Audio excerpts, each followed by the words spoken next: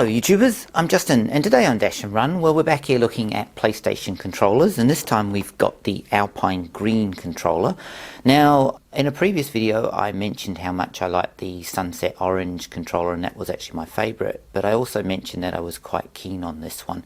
Well, the reason why I've got this one is because it's on sale here in Australia. You can pick this up at the moment for around $50 from JB and Big W and Target. So I thought definitely we'll grab one while it's on sale.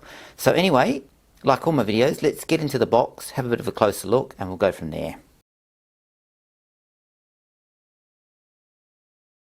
Okay, so the first thing out of that box is basically this thing here, which is basically just a guide on how to pair your controller and is included in all of them. Now it doesn't include a micro USB cable. I assume they assume you've got lots of those anyway, and pretty much none of them do nowadays, which is pretty fine, but you get this at least.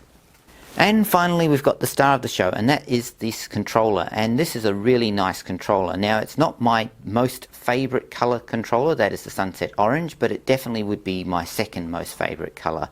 I really like the fact that they used a white on these buttons instead of black, and I like the sticks being in white. I just think it's a really nice contrast, and I like the gold they've put there.